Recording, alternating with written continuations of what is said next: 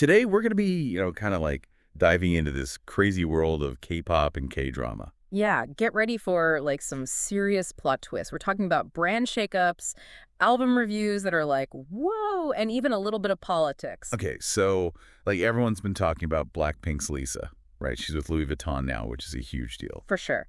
But what's really got me thinking is how this all ties into Hedy Slimane leaving Celine. It's like, what's the real story there? Yeah, and you found this Challenges article that really breaks down like all the behind-the-scenes stuff, right? Oh, yeah, it gets juicy.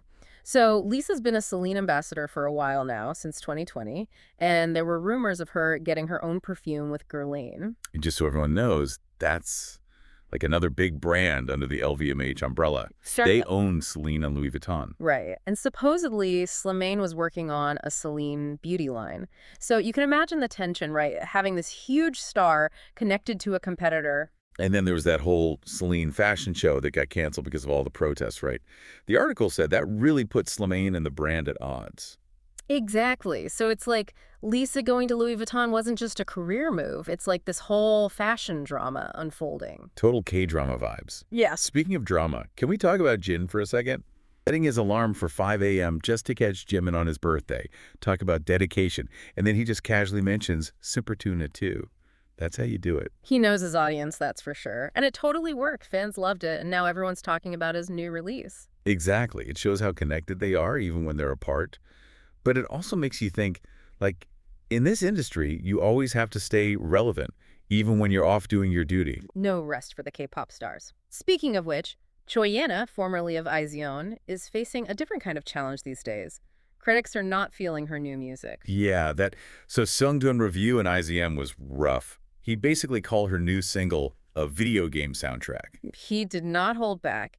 And he even went on to say that, like, nothing she's put out since IZON has really hit with the mainstream audience. Ouch. That's gotta hurt, especially when you're trying to make it on your own. He basically said if she wants to be successful, she needs stronger melodies. And that's the struggle, right? Of finding that balance between, like, artistic expression and what sells. And in K-pop, where it's all about global appeal, that line is even blurrier. It really makes you wonder, is there space for artists to experiment and try new things in such a, like, demanding system? Right. And Yena is clearly talented. She's branching out, trying this rock-inspired sound, moving away from her IZON days. But will it work? Time will tell, but it'll be interesting to see how she navigates this. It's a good reminder that even with talent, finding your place in this industry is tough. And speaking of tough, NewJeans' Hanni is taking on a huge challenge. She's speaking out against workplace bullying, and not just casually. She's going before the National Assembly. That's a big deal. I mean, for those who might not know, that's their version of like Congress or Parliament. It's a huge platform. Right. So for her to do this, it's brave, especially because it wasn't even her agency's idea. This was Hanni's choice. And then you have Minan from Catzy, a rookie group under HYBE, liking a post supporting Hanni. That might seem small, but in K-pop, where idols are often told to stay silent, it speaks volumes. Oh, absolutely. It feels like things are changing. There's more awareness around these issues, and idols are starting to speak up, even with the risks involved. It makes you wonder, could this be a turning point? Will we see real change because of Hanni's testimony? It's something to watch, for sure. Absolutely. Now, on a lighter note, let's talk about actress Bae Sulji. She just had a baby boy. Some good news amidst all the drama, right? It's nice to remember that life goes on, even in the whirlwind of K-world. For sure. And speaking of whirlwinds, even military service can't keep BTS's V out of the spotlight. He was spotted at an orchestra performance, and of course the photos went viral. He does clean up nice, right? But it shows you, even the smallest glimpse of him is an event for fans. They're invested in every part of his journey, even while he's fulfilling his duty. Exactly. And this is what's so cool about K-pop fans.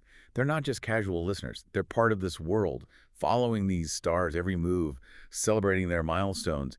It's a connection. A total fandom experience. And sometimes that fandom spills over into other parts of K-entertainment.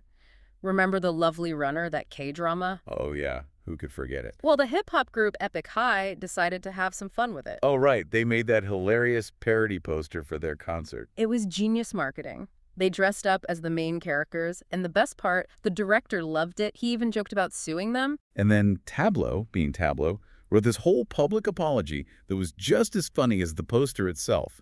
He even invited the director to the concert. It was brilliant. They get it, you know? They understand the fandom, they play with it. It makes them feel more relatable, more like us. Absolutely. It creates this sense of community. Right. But, what we're talking about goes beyond just K-pop and K-drama. Yeah. It's about influence. Right. Think about it. We've seen K-pop stars impact everything from high fashion to social justice. They have a global reach now. They're not just entertainers anymore. It's a fascinating time to be a fan, for sure.